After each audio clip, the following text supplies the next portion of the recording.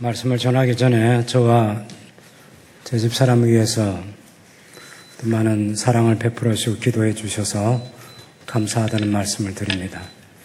오늘 조금 전에 소개된 우리 조우량 집사님 가족들도 슬픔을 당했다는 소식을 들었습니다. 특별히 문 목사님께서 성빈이와 함께 가족들을 위로해 주시기를 바라는 간절한 마음을 제게도 알려주셨습니다. 제가 와서 여러분들의 얼굴을 쭉 스캔을 해보면 여기에 앉아 계신 여러분들 여러 가지 많은 사연들이 한꺼번에 제게 밀려옵니다. 어떤 이런 기쁨도 있겠지만 조금 전에 자녀를 출산한 그런 기쁨도 있지만 이미 이 세상에서는 다시 볼 수 없는 가족들로 인해서 마음 아픈 사람들을 여기저기서 봅니다. 살아있으나 죽어있으나 우리가 주님 안에 있으면 그것이 하나님께서 우리에게 주시는 큰 위로가 됨을 믿습니다. 며칠 전에 우리 김부자 원사님과 이정석 권사님이 제 집사람을 찾아와서 이런 소원이 있다고 얘기해 주셨습니다. 집사람이 건강을 회복하고 목사님 저와 함께 새순교회 예배에 참석하는 것이라고 소원을 얘기해 주었습니다. 제가 오늘 설교할 세상의 축복과 여호와의 강복이라는 제목으로 설교하려고 하는데 그것은 설교뿐만 아니라 모든 예배 맨 마지막에 하는 축도와 소원이 어떻게 다른지를 말씀드리려고 합니다. 그것은 권사님들의 소원이긴 하지만 축도의 내용을 대신할 수 없는 소원에 불과한 것입니다. 그런 소원은 이루어질 수도 있고 이루어지지 않을 수도 있습니다. 저는 오늘 민수기 6장 22절에서 27절에 있는 세상의 축복과 여호와의 강복 말씀을 신약 성경의 배경에서도 역시 함께 생각하면서 기도와 축도가 다르다 하는 그 결론을 얘기하려고 합니다. 여러분, 말씀의 결론부터 얘기하면 축도는 예배의 마지막 순서인데 우리가 임의로 정한 것은 아니고 웨스트민스터 표준이라고 할 수 있는 표준 문서라고 할 수 있는 5가지 문서가 있는데 그 문서 가운데 교회 정치, 신앙 고백, 대교리 문답, 소교리 문답, 그리고 예배 모범 이 5가지 중요한 문서가 있어요. 우리는 보통 신앙 고백서와 대교리 문답, 소교리 문답을 이것 3가지만 중요하게 생각하기 쉬운데 사실은 그렇지 않습니다. 웨스트민스터 총회가 영국에서 모였을 때 가장 먼저 만들어진 것은 그리고 의회로부터 성인을 받은 것은 예배 모범입니다. 그 예배 모범 여러 곳에서 1645년에 만들어진 여러 곳의 예배 모범에서 예배를 목사는 축도로 예배를 마쳐서 성도들을 해산시켜서 세상으로 나아가게 해야 한다. 이런 표현을 여러 번 하고 있어요. 그래서 우리 장로교에서 가장 소중하게 생각하는 웨스트민스터 표준 문서 5가지 가운데서 예배 모범이 가장 먼저 만들어진 문서이고 그 가운데서도 예배 맨 마지막 순서로 축도로 예배를 마치는 이 소중함에 대해서 얘기하는 것입니다. 그래서 오늘 예배도 여러분 축도로 예배는 마칠 거예요.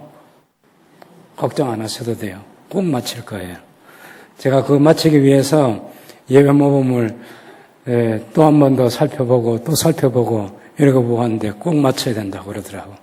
그래서 오늘 축도도 그렇게 예배를 마치기 위해서 축도를 하게 될 것입니다.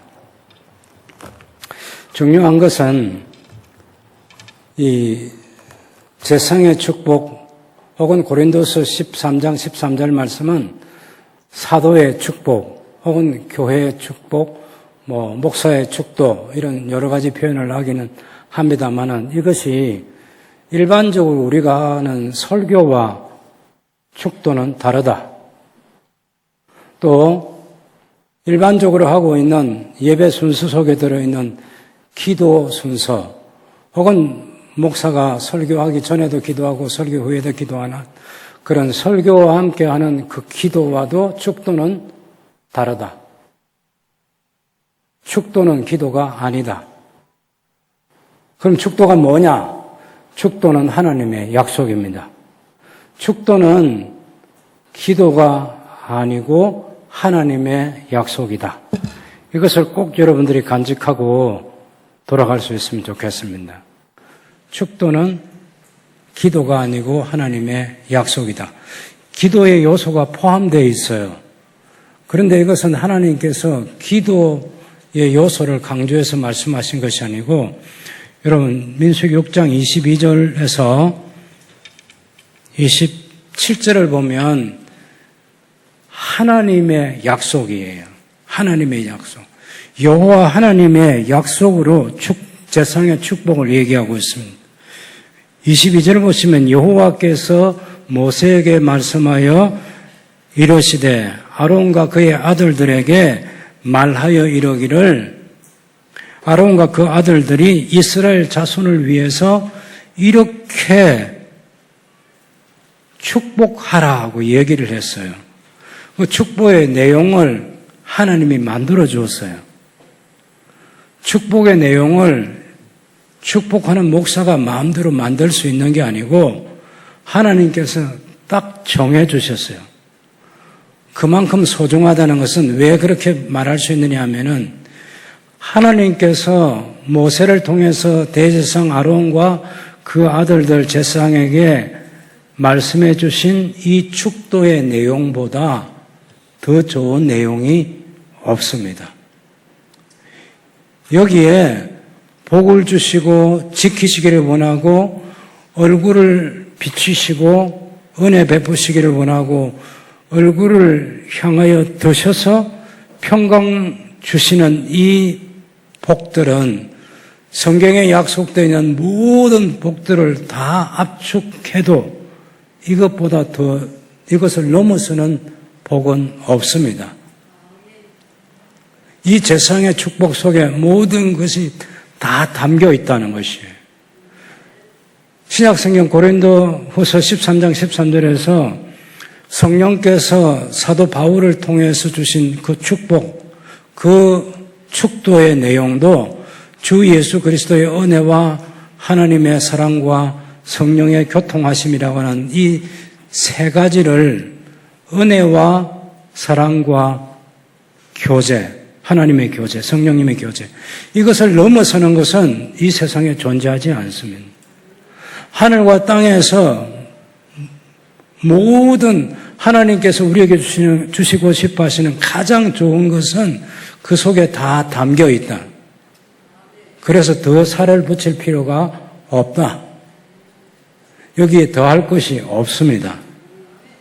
그래서 우리는 민수기 6장 24절에서 26절에 들어있는 그 내용과 고린도후서 13장 13절에서 성령께서 사도 바울을 통해서 주신 이 축도의 내용이 하나님과 우리의 바른 관계 속에서 누릴 수 있는 모든 복의 총체가 그 안에 다 있다. 이 확신을 가지고 마지막 목사님의 축도를 마음속에 새기면서 예배를 마칠 수 있으면 좋겠습니다.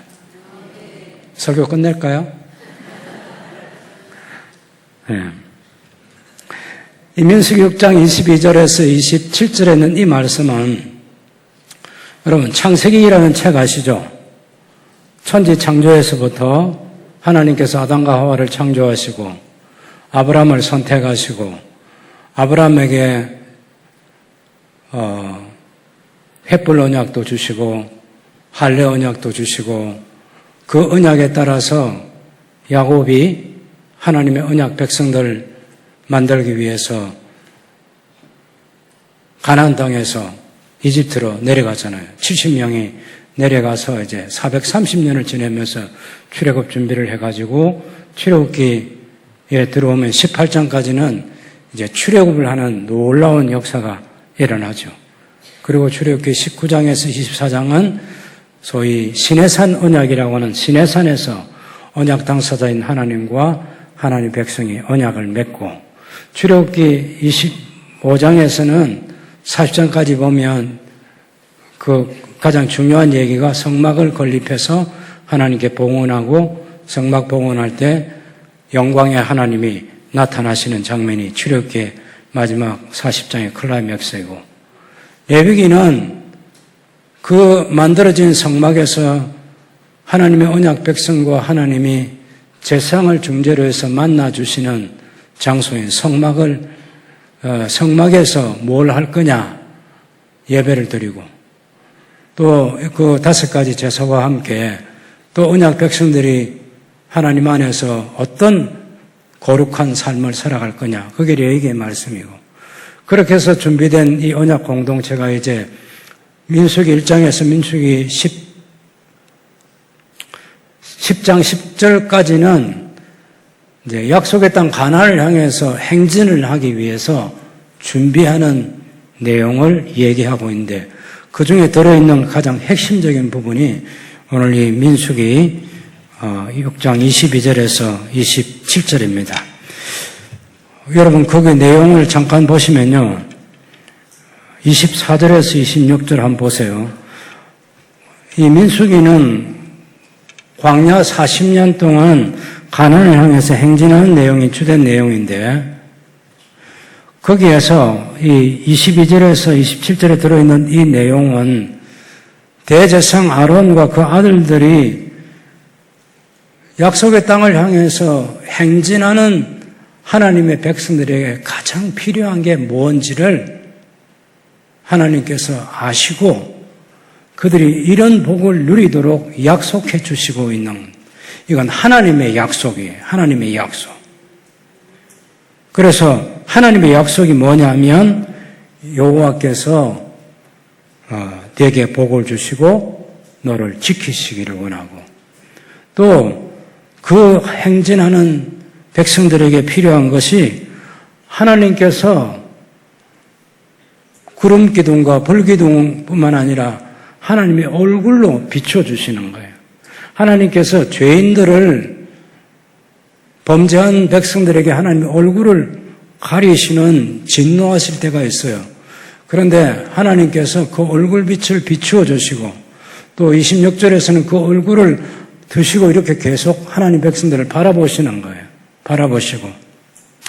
그렇게 해서 은혜도 베푸시고 평강도 주시고.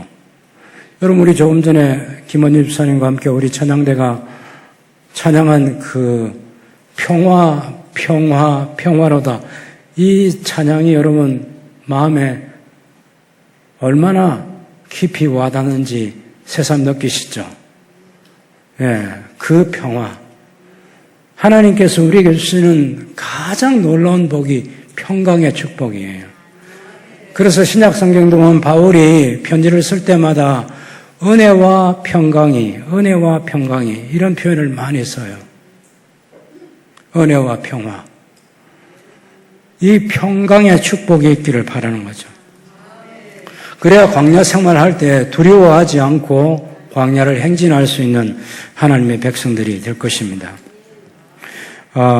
제가 잠깐 그 제사의 축복을 히브리어로 된 그것을 우리말로 직역을 해보면, 여호와께서 내게 복을 주실 것이다. 그리고 그가 너를 지키실 것이다. 예. 여호와께서 그 얼굴을 내게 비추실 것이다. 그리고 그가 내게 은혜 베푸실 것이다. 여호와께서 그 얼굴을 내게 드실 것이다. 그리고 그가 너에게 평화를 둘 것이다.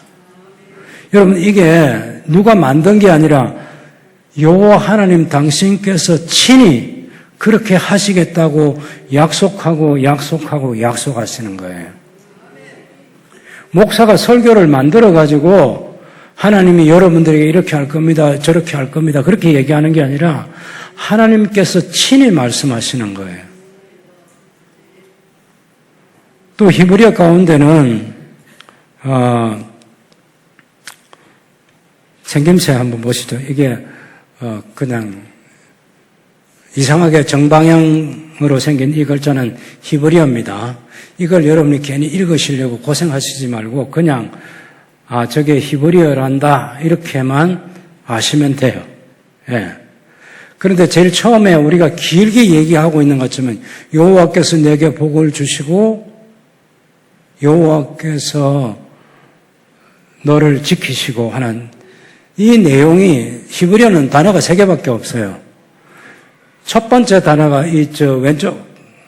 오른쪽에서 왼쪽으로 읽어야 됩니다. 히브리어는. 맨 오른쪽에 있는 저 단어가 여호와께서 내게 복을 주시고 그가 내게 복을 주실 것이다. 그 다음에 여호와라는 이 하나님의 고유명사, 하나님의 이름이 있고 그 다음에 또 그가 너를 지키실 것이다.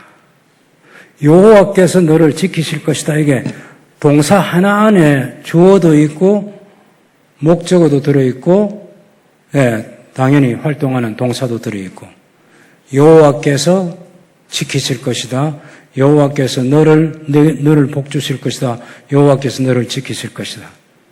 그런데 이 동사 속에 들어있는 중요한 내용 또 하나는 뭐냐면 이 히브리어 동사 가운데 미완료라는 동사가 있는데 이 동사는 계속해서 그렇게 한다는 뜻이 들어있어요. 계속해서 그 계속성의 의미. 그래서 우리가 잠깐 그림을 보면 그냥 우리 학교 다닐 때도 히브리어 이렇게 잘 쓰도록 연습도 물론 많이 하지만 보통 우리끼리는 그림을 그린다 이렇게 얘기를 해요. 예, 그림을 그린다. 그래서 제일 첫 번째 우리 한글로 내용은 길이가 똑같은데 히브리어는 제일 첫 번째 것은 3단어밖에 없고 두 번째 25절은 단어가 5단어이고 마지막 26절은 단어가 7개. 예? 7개의 단어예요. 그래서 3단어, 5단어, 7단어. 그 속에도 들어있는 내용은 똑같아요. 사실은. 예. 그래서 강조되는 게 뭔지를 아시면 되는데 뭐가 강조되느냐면은 계속해서 하나님께서 그렇게 하신다고 약속하는 거. 계속해서.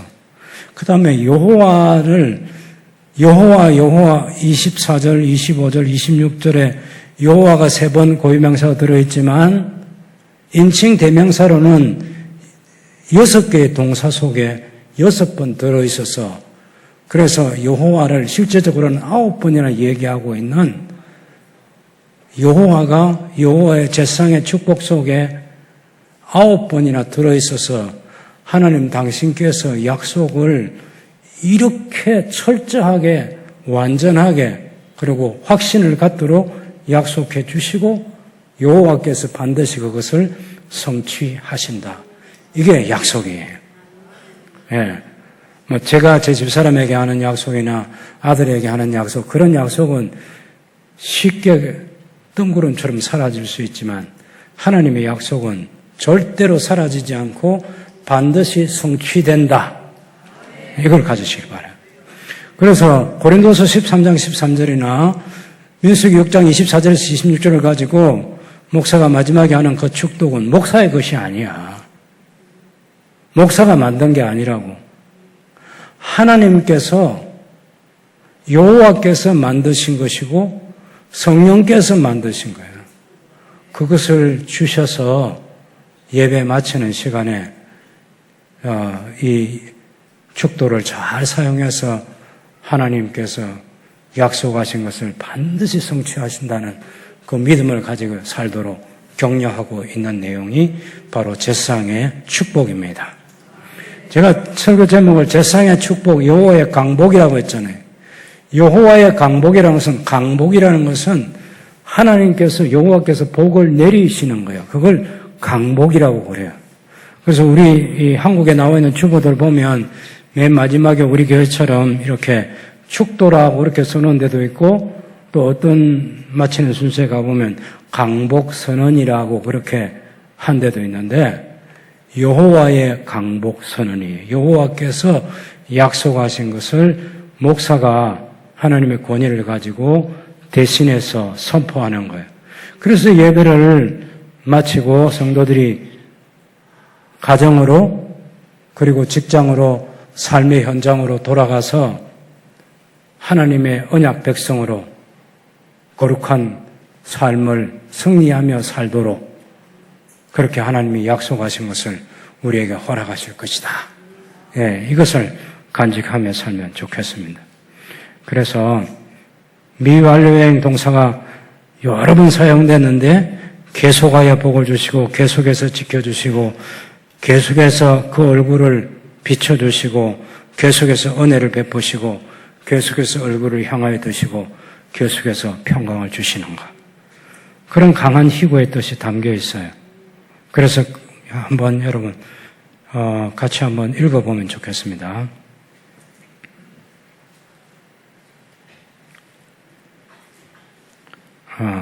민수기 6장 24절에서 25절. 여러분 너무 여기 4개 계속해서 복을 주시고, 예, 이것 가지고 한번 같이 읽어보면 좋겠습니다. 같이 읽읍시다. 여호와께서 내게 계속해서 복을 주시고 여호와께서 너를 계속해서 지키시기를 원하며 여호와께서 그 얼굴을 내게 계속해서 비추사 여호와께서 내게 계속해서 은혜 베푸시기를 원하며 여호와께서 그 얼굴을 내게로 계속해서 향하여 드셔서 여호와께서 내게 계속해서 평강 주시기를 원하노라. 이게 개인에게 할 때는 4개 하면 좋겠는데 그대에게 하든지 혹은 여러분에게 하든지 목사가 아마 공적 예배에서 할 때는 여호와께서 여러분에게 복을 주시고 여호와께서 여러분을 지키시고 여호와께서 그 얼굴을 여러분에게 비춰주시고 여호와께서 그 얼굴을 여러분에게 은혜를 베풀어 주시고 이런 식으로 해서 바꿔서 할 수도 있겠습니다. 어쨌든 들어있는 내용은 그것입니다. 여러분 27절 제가 이 제사장의 축복이 여호와의 약속이라는 것을 말씀드렸습니다. 여호와의 약속. 제사장의 축복은 사람이 임의로 만든 게 아니라 여호와 하나님께서 친히 만드신 약속이다. 이것 또한 여러분이 소중하게 간직하기를 바랍니다. 여러분 축도 순서를 여러분 기다리시죠? 오늘도 기다리시잖아요. 왜요? 축도 마쳐야만 점심이 되죠. 그런데 점심과 비교할 수 없는 내용을 여러분이 매 예배 때마다 간직하도록 하기 위해서 이 연사가 이렇게 외치고 있는 겁니다. 예? 제사장의 축복, 목사의 축도는 제사장이나 목사가 만든 게 아니라 여호와 하나님께서 만드신 것이다. 이걸 마음속에 깊이 간직해둬야 돼요. 그래서 기다려야 돼요. 예, 축도를 기다려야 됩니다. 맨 마지막에 하나님 뭐라고 말씀하시냐면 이같이 그들이 내 이름을 이스라엘 자손들 위에 둘 것이다. 그리고 내가 그들에게 복을 줄 것이다. 제사장들이 축복을 함으로써 내 이름으로 이스라엘 자손에게 축복할지니 하는 이 말이 사실은 축복한다는 그런 단어가 들어있는 게 아니고 하나님의 이름을 이스라엘 언약 백성들에게 두는 것을 말해요. 에덴 동산 하나님 창설하시고 아담과 하와를 만드셔서 그곳에 두셨잖아요. 그래서 하나님이 그 에덴 동산에 사람을 두신 것처럼 하나님께서 하나님의 이 약속을 두시는 거예요. 예? 그 이름을 둘 때 그때 하나님께서 복을 주실 것이다. 이게 강조되고 있는 것입니다. 제사장의 축복이 현대 유대인들이 지키는 6월절이나 7.7절이나 초막절이나 예외적으로는 그 대속제일까지도 이렇게 한다고 합니다. 우리처럼 일주일마다 이 사람들은 모이고 그렇지는 않잖아요. 물론 해당 예배는 안식일에 하지만 그래서 지금은 이 유대인들은 제사장이 축복을 하지 않습니다. 왜냐하면 제사장은 더 이상 없어요. 예, 자기들도 제사장을 인정하지 않아요. 그럼 누가 하느냐? 제사장을 대신해서 특별한 직책을 가진 사람, 하잔이라는 사람이 있어요. 하잔이라는 직책을 가진 사람. 이 사람이 이 제사장의 축복문을 낭독하는 거예요. 낭독하면 그게 제사장의 축복이 낭독함으로 선포되는 거거든요. 여러분, 축도를 할 때 너무 목소리를 막 거룩하게 만든다고 해서 그 축도가 효과가 더 있고, 그렇지 않으면 그냥 나지막한 목소리로 하면 효과가 적고 하는 그런 거 아니에요. 이건 그런 거 아니라고. 하나님께서 약속하신 이 24절에서 26절 제사장의 축복을 오늘날은 하잔이라는 직책을 가진 사람들이 낭독함으로써 그것이 똑같다고 그렇게 여기는 거예요. 그래서 사실 광야교회 시절부터, 이 민수기에 나오는 이 광야교회 시절부터 이 제사장의 축복이 사용되었겠지만, 솔로몬의 성전 시대나 또 스룹바벨이 성전을 지었던 그때나 이 제사장들을 통해서 이 축복이 선포되었고, 지금 70인역이 번역될 때, 70인역 번역에는 주던 2세기, 3세기, 그때에 이제 이 제사장의 축복이 선포된 그런 흔적이 나옵니다. 문헌에 벤시라가 쓴 집회서 같은데 그런 데 보면 제사장 시몬이 손을 들어 축도한 그런 내용들이 나와요. 그래서 지금도 중요한 행사가 되면 아까 말씀드렸던 6월절이라든지 그런 77절이나 초막절 같은 그런데 유대인들이 통곡의 벽 광장 거기 몰려가서 하잔이라는 직책을 가진 사람들이 지금도 축도를 합니다. 하고 그리고 회당에서도 역시 하잔이 하겠죠. 그리고 가정에서는 그 가정이 이 가족들을 위해서 이 축복을 활용해서 기도하는 거죠. 여러분, 아까도 말씀드렸지만 제사장과 사도는 이제 없습니다. 교회에서 공적인 예배를 할 때 축도를 하는 사람은 목사만 해요. 그러면 이 소중한 복을 그러면 다른 우리 모두는 그러면 우리하고 아무 상관없는가? 그렇지 않고 이 유대교에서도 이걸 가정에서 가정이 자녀들을 위해서 축복할 때 이것을 기도문으로 활용하는 거죠. 기도문으로 활용하는 것과 예배 때 축도하는 것하고는 형식이 다른 거죠. 또 가장이 갑자기 은혜를 받았다 해가지고 막 손을 들고 가정에서 가정 예배할 때 막 손 들고 그런 거 하면 안 돼요. 어떤 목사님 가운데는 신방을 가가지고 대부분의 신방 예배에서는 주님이 가르친 기도로 마치는데 어떤 집에 가서는 축도를 할 때도 있는 걸 제가 봤어요.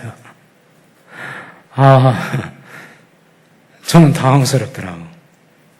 왜냐하면 이건 1645년에 만들어진 웨스트민스터 예배 모범에서도 우리 교회 헌법에 보면, 헌법 전문에 보면 그 예배에 나오는데 그 예배의 그 조항, 거기도 보면 공적인 예배에서 사용하게 되어 있어요. 공적인 예배 순서에서. 그래서 신방 때나 또 이런 가정 예배 때 이런데 목사라도 손을 들고 막 축도를 그렇게 남발하고 그런 건 아니에요. 예. 이스라엘도 역시 마찬가지입니다. 가정에서는 이 내용을 축복하는 기도문으로 활용할 수는 있지만 제사장의 축복과 기도문으로 가장이 활용하는 것은 다르다.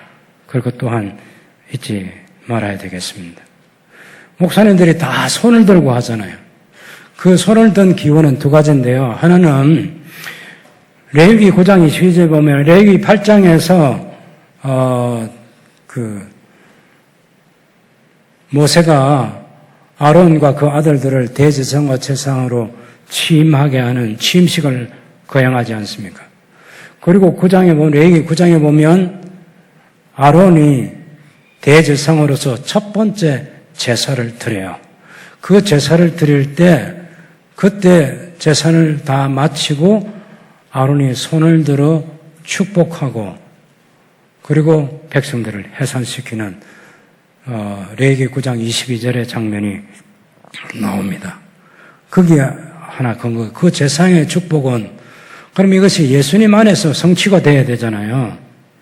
그런데 예수님 안에서 성취는 누가복음 24장 50절 51절에 보면 예수님이 성천하시기 전에 손을 들어 제자들을 축복하면서 예수님이 성천하시는 거예요. 그래서 칼빈은 이 예수님의 이 제상의 축복이 예수님 안에서 그 약속이 어떻게 성취되는지 예수님 보여주셨다. 이런 얘기를 하는 거죠. 그래서 우리가 대제사장 아론의 축복과 또 정말 신약교회의 대제사장의 유일한 대제사장, 우리의 대제사장이신 예수님이 손을 들어 축복한 것을 근거로 해가지고 그래서 목사들도 손을 들어 축도한다. 이렇게 이해하시면 되겠습니다. 그런데 그 손을 들 때 이 특별한 글자에 이게 쉰이라는 히브리어로 쉰이라는 글자의 첫 단어인 그 쉰이라는 단어 철자인데 쉰이라는 이 단어를 샤다이, 엘 샤다이 하면 전능하신 하나님이라는 그런 단어의 첫 번째 철자가 쉰, 샤다이예요. 요것을 이제 두 개를 딱 붙여가지고 여러분 저 그림대로 제사장들이 축복을 하는데 그때 그럼 그 축복을 받는 사람들은 이 달리트라는 그 기도포 있잖아요. 기도할 때 이렇게 쓰고 하는 그걸 가지고 얼굴을 다 가리는 그런 내용이 나옵니다. 그래서 2021년에 이 사진을 보면 제사장이 축복할 때 백성들이 어떻게 했느냐 하면 기도포를 가지고 얼굴을 가리는 거죠. 얼굴을 가리고. 그렇게 해서 축도하는 제사장에 대한 존경심 그리고 하나님의 약속에 대한 하나님을 바라보기 위해서 자기 얼굴을 가리는 이런 장면들이 나와요. 여러분 우리는 왜 축도할 때 눈 감는지 모르잖아. 기도 시간도 아닌데. 근데 대륙에서 만들어진 이 축도에 관한 그쪽에서 공부한 사람들 얘기 들어보면 예를 들면 제가 학교 다닐 때 우리의 선생님이셨던 그 고재수 박사님이 써놓은 그런 글들을 보면 오히려 이 축도할 때 목사가 손을 들어 축도할 때 성도들이 눈을 뜨고 하나님의 약속을 내 믿음으로 받기 위해서 오히려 이렇게 액션을 취하는 것이 바람직하지 않느냐 그렇게 얘기하기도 해요. 저는 축도할 때 눈 뜬다고 해서 시비 걸 아무런 생각이 없습니다. 사실 아직까지 몰라요. 우리 목사들은 왜 축도할 때 눈을 감고 하는지 그건 아무도 말 안 해주더라고. 제가 글을 읽을 때도 왜 목사가 축도할 때 눈을 감느냐 그런 데 대한 답은 없어요. 질문도 없고 답도 없어요. 그런데 유대인들은 세상이 축도할 때 분명히 이렇게 해가지고 회중들을 바라보면서 하겠죠. 그러면서 제가 그 다음 사진 하나 보여드릴게요. 거기 보면 이 제단 위에 서서 청대 위에 서서 제사장들이 단체로 이제 제사장의 축복을 하는 거죠. 손을 들어서. 예전에는 이렇게 이제 이 제사장이 손을 들 때 그 성전 꼭대기를 높이를 눈높이가 되게 이렇게 들었는데 지금은 그 성전이 없으니까 이 어깨 높이만큼 들어서 양손바닥을 들기 때문에 이렇게 펴고 이 축도를 해야 하는 그게 유대교에서 지금도 하고 있는 것이고요. 이때 또 다른 문헌에 보면 얼굴을 땅에 대고 하나님을 경배하는 그런 자세를 취하기도 하는 그런 내용이 나와 있습니다. 이게 이제 구약시대 때 제사장의 축복. 그리고 신약교회에 와서 사도의 또 사도의 축복 혹은 목사의 축도를 얘기할 때 고린도서 13장 13절에서는 신약교회에서는 사도의 축도 세 가지가 있는데 주 예수 그리스도의 은혜, 하나님의 사랑, 성령 하나님의 교제, 교통. 삼위일체 하나님의 이름으로. 여러분 제사장의 축복도 여호와의 이름으로 하잖아요. 여호와께서 내게 복을 주시고 여호와께서 그 얼굴을 비치시고 여호와께서 그 얼굴을 향하여 드사 이렇게 여호와 이름이 세 번 나왔죠. 이것을 어떤 신학자는 그 여호와는 구약시대에 아직도 그 하나님의 이름이 분화가 선명하게 되어 있지 않는 구약시대에 성부, 성자, 성령 하나님을 가리키는 여호와다 이렇게 말하기도 해요. 실제로 우리가 창세기 1장 1절에 나오는 태초에 하나님이 천지를 창조하시니라 할 때 천지를 창조하신 하나님은 성부 하나님이에요. 성자 하나님과 성령 하나님은 천지 창조 안 했어요? 성자 하나님도 천지 창조, 성령 하나님도 천지 창조. 그래서 그때 나왔던 이 제일 첫 번째 하나님이 천지를 창조하시나 이 하나님이 특정한 성부, 성자, 성령 중에 한 분을 지칭하고 있지 않을 때 그 하나님은 삼위 하나님을 가리키는 것이다. 이렇게 신학자들이 말을 하는데 저는 동의합니다. 그래서 여호와를 얘기할 때도 제2위이신 성자 하나님을 가리키는 여호와도 있거든요. 그래서 구약에 세 번 여호와, 여호와, 여호와, 여호와 이것 또한 저는 삼위 하나님으로 받아들이는데 주저하지 않습니다. 물론 여러분은 다르게 생각을 가지셔도 괜찮습니다. 그렇지만 성부이신 여호와만 가리킨다 이렇게 말하는 것은 더 궁색하다 저는 그렇게 생각해요. 그런데 신약 성경은 성부, 성자, 성령 하나님 이 삼위가 선명하게 구별되어 있고 그러면서 일체를 이루고 있는 일체이신 삼위일체이신 하나님의 이름이 신약 성경은 선명해요.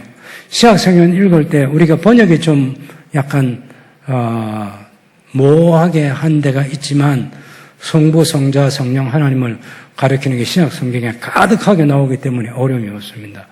그 완전하게 분화되어 있는 삼위 하나님의 이름으로 주 예수 그리스도의 은혜와 성부 하나님의 사랑과 성령 하나님의 교제하심 이 세 가지 약속을 얘기하고 있는 거죠. 또한 구약의 제사장의 축복도 그것 또한 여호와께서 친히 약속해 주신 그런 세 가지 복이고 신약 성경도 삼위일체 하나님으로 성경의 저자이신 성령께서 사도 바울로 하여금 기록하게 한 삼위일체 하나님의 완전한 약속입니다. 약속. 이건 기도와 다른 거예요. 물론 기도의 의미가 구약이나 신약이나 다 담겨 있기는 하지만 그래도 기도로 설명할 수 없는 내용들을 포함하고 있기 때문에 그리고 이것은 하나님께서 반드시 성취하실 것이기 때문에 하나님의 약속이라고 그렇게 보고 축도는 하나님의 약속을 선포하는 행위로 보는 것이 가장 바람직하겠습니다. 여러분 주 예수 그리스도의 은혜는 로마서 5장 8절에 보면 우리가 아직 죄인 됐을 때 그리스도께서 우리를 위하여 죽으심으로 하나님께서 우리에 대한 당신 자신의 사랑을 확정해 주셨다. 하나님이 세상을 이처럼 사랑하사 독생자를 주셨으니 이는 저를 믿는 자마다 멸망하지 않고 영생을 얻게 하려 하심이니라. 그 하나님의 사랑. 로마서 8장에서 8장 31절 이하에서 사도 바울이 외치는 찬송 중에 놀라운 찬송의 내용이 하나님의 사랑에서 세상과 이 땅과 하늘과 이 우주 가운데 그 어떤 것도 하나님의 사랑에서 우리를 끊을 수 없다고 얘기하는 하나님의 사랑. 우리에게 한 번 오신 성령께서 영원히 떠나시지 않는 성령 하나님의 교통, 성령 하나님의 교제, 성령께서 우리에게 계속해서 우리 속에서 일하심으로 우리가 죄를 대적하고 하나님의 말씀 안에 서기 위해서 노력할 수 있는 하나님의 백성이 되게 하시는 성령님의 교제가 우리를 향해서 계속해서 이루어지고 있는 거죠.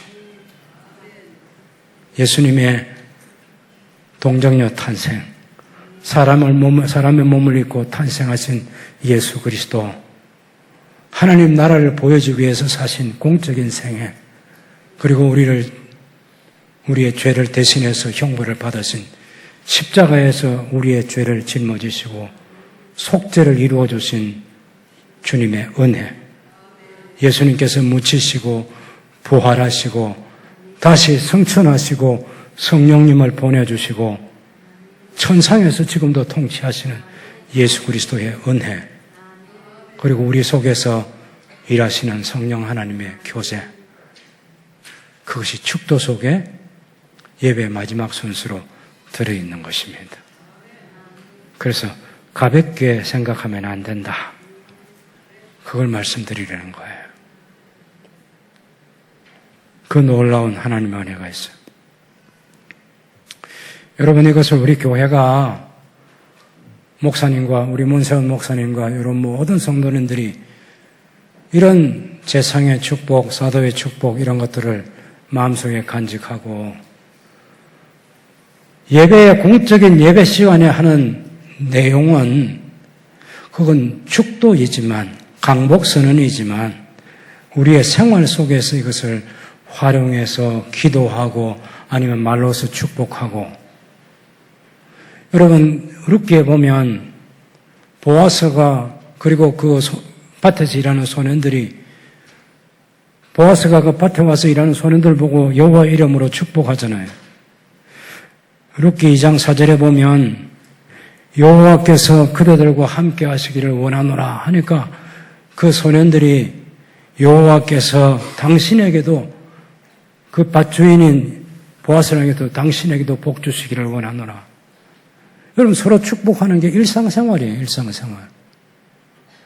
그 베들레헴 동네는 작지만 이렇게 축복이 오고 갈 수 있는, 그래서 이방 여인인 그 룻이 그 베들레헴에 살기 위해서 왔을 때도 보아스가 그 이삭 줍는 한 여인도 가볍게 생각하지 않고 여호와 이름으로 축복하고, 그리고 남편 죽고 두 아들 죽고 며느리 하나 데리고 있는 나오미도 결코 이 룻을 보고 행동하는 보아스를 축복하고, 아무것도 가진 것 없는 늙은 어미이기는 하지만 그래도 여호와의 이름으로 보아스를 축복하잖아요.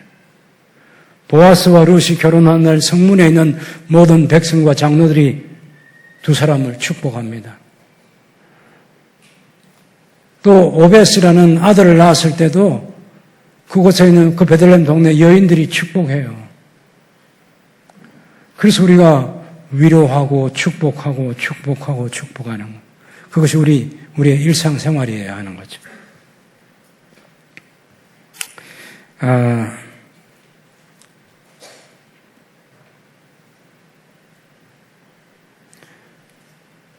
로마 제국에서요, 이 신과 인간 사이에 다리를 놓는 사람이 있어요. 그러니까 황제가 우리가 제일 높다고 생각하죠. 이 황제에게 제일 먼저 주어지는 직함이 뭐냐면 대제상 티베리우스, 대제상 율리우스, 이런 식으로 주어지는 거예요. 그래서 율리우스 카이사르 황제에게 제일 먼저 원로원으로부터 주어진 직함이 대제상 폰티펙스 막시무스라는 이 대제상의 직분이 주어졌습니다.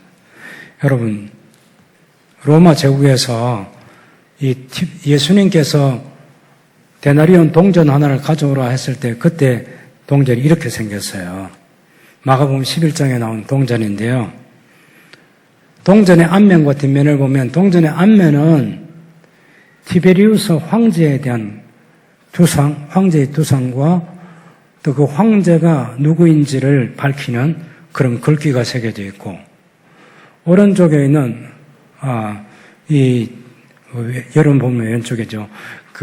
여기 뒷면에는, 동전 뒷면에는 티베리우스의 어머니의 어머니를 저렇게 앉혀놓고, 거기에 이제 또 글귀, 폰티펙스 막시무스라는 그 글귀를 새겼는데요.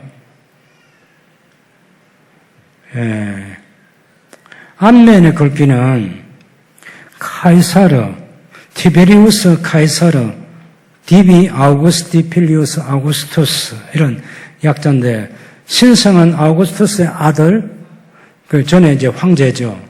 황제의 아들 티베리우스 카이사르 아우구스투스. 그렇게 해서 지금 티베리우스가 지금은 황제도, 전 황제의 아들, 신의 아들인 티베리우스 황제라는 글귀가 앞면에 세워져 있고, 뒷면에는 보면은 폰티펙스 막시무스라는 이 티베리우스의 어머니를 앉혀놓고 그 원 안에다가 이런 글귀를 새겨놨는데, 다리를 놓는 사람이라는 그런 뜻인 거죠. 신과 인간 사이를 다리를 놓는 사람, 그 사람이 신의 나라인, 여러분 로마 제국에는 헤아릴 수 없는 신들이 있는 신들의 나라예요. 그 신화가, 로마 신화 굉장하잖아요. 그런 신화가 온 세상을 이루고 있는 그 로마 제국에서 그 신과 인간 사이에 다리를 놓는 사람이 누구냐? 황제라는 거예요.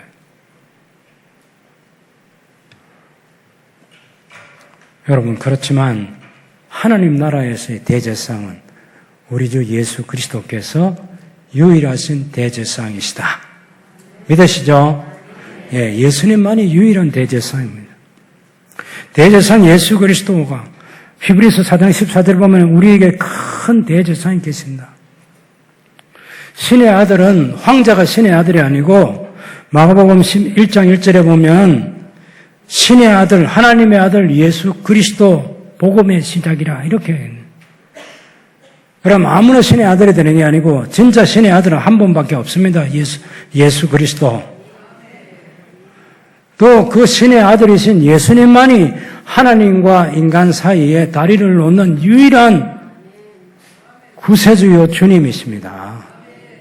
대제사장은 예수 그리스도 뿐이에요. 그것이 히브리서는 우리에게 강조하고 있습니다.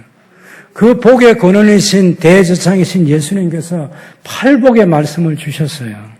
심령이 가난한 이들, 애통하는 이들, 온유한 이들, 의에 줄이고 목마른 이들, 긍휼히 여기는 이들, 마음이 청결한 이들, 화평하게 하는 이들, 의를 위해서 핍박을 받는 이들, 이들이 복이 있다.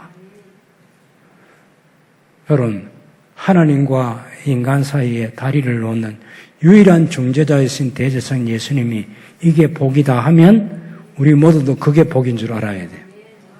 세상에서 뭐 잘 풀리는 거, 그게 복, 그런 세상적인 복하고 대제사장이신 예수님이 선포하는 복하고는 다른 거예요. 여러분, 너무 우리가 이 세상에서 흔히 속된 말로 하고 있는 잘 풀리는 일을 위해서 그것이 너무 큰 복으로 우리에게 다가오고 하는 그런 것에 대한 기다림 너무 많이 갖지 않기를 바랍니다. 여러분, 기다리고 있는 시간에 훅 다가오고 훅 지나가는 게 세월이에요. 그래서 우리 할아버지, 할머니, 우리 아버지, 우리 어머니들이 이 세상에 계시다가 이 세상을 떠난 것처럼 저도 이 세상을 떠날 준비를 하지 맞이할 준비를 하는 건 아니잖아요. 이 세상에서 이루면 얼마나 이루겠습니까? 사실 모든 것, 가족과 전토와 이 모든 것을 다 버리고 주님을 따랐던 예수님의 제자들, 그 가운데 한 사람인 베드로, 우리가 이 모든 것을 다 버리고 주님을 따랐는데 우리에게 어떤 복이 있겠습니까? 할 때 예수님께서 금생과 내생에 복이 있을 거야. 기다려. 베드로가 그것을 안고 평생을 살았는데 베드로는 마지막에 주후 67년에 네로 황제에게 순교를 당했습니다.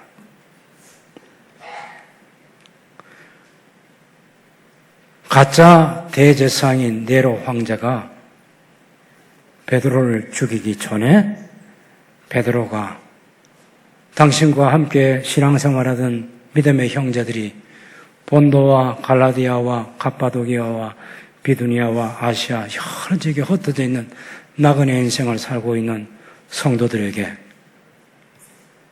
편지를 썼어요.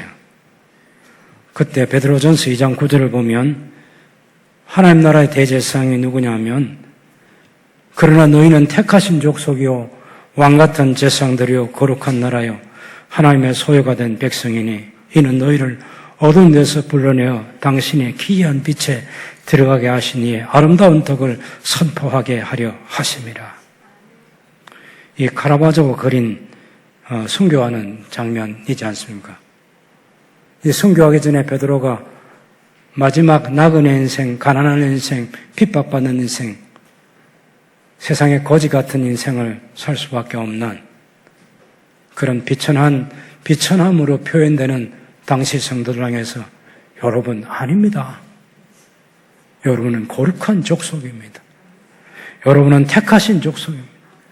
왕같은 제사장들입니다. 거룩한 나라입니다.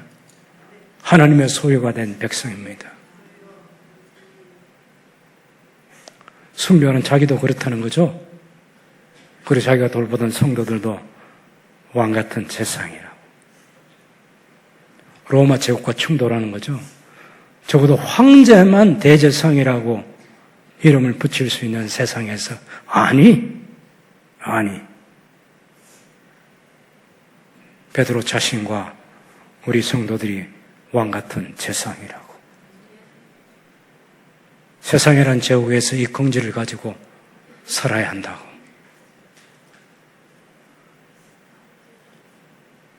사랑하는 성도 여러분, 우리가 이 세상에 살면서 하나님의 복 주심이 없이는 살아갈 수 없습니다. 구약교회의 광야 40년 여정을 통과했을 뿐만 아니라 약속의 땅 가나안에 가서 우리 주님 오실 때까지 1500년을 그렇게 살았던 당시의 성도들, 세상의 축복을 마음에 간직하면서 살았습니다. 여호와께서 내게 복을 주시고 은혜 베푸시기를 원하며 여호와께서 그 얼굴을 비치사 은혜 베푸시기를 원하고 여호와께서 지켜주시고 은혜 베푸시고 여호와께서 그 얼굴을 향하여 두사 평강 주시기를 원하는, 평강이 없을 때도 그 평강을 기다리면서 살았어요. 힘들고 어려울 때, 두려울 때도, 외로울 때도, 슬플 때도, 공부할 때도 하나님의 복주심과 하나님의 지키심과 하나님의 얼굴을 비춰주시고 하나님께서 은혜를 베푸실 거고 하나님께서 얼굴을 우리를 향하여 드시고 평강을 주실 것을, 반드시 그 하나님의 약속이 성취될 것을 믿으면서 기다렸어요. 사도 바울의 축도위에 고린도서 13장 13절의 말씀이 주어진 축도위에도 2000년 역사 속에서 지금까지 모든 성도들은 그 하나님의 삼위 하나님의 완전한 약속, 주 예수 그리스도의 은혜와 하나님의 사랑과 성령님의 교통하심, 그것을 마음에 간직하면서 누리면서 살고 있습니다. 하나님의 약속은 반드시 성취됩니다. 여러분 모두에게 삼위 하나님이 주시는 위로가 넘쳐나고 복주심이 넘쳐나고 평강 주심이 넘쳐나서 하루하루를 이기고 승리하는 삶을 살아가게 하실 것입니다. 하나님의 제사장의 축복, 사도의 축복 안에 거하는 복된 삶을 살게 되시기를 바랍니다.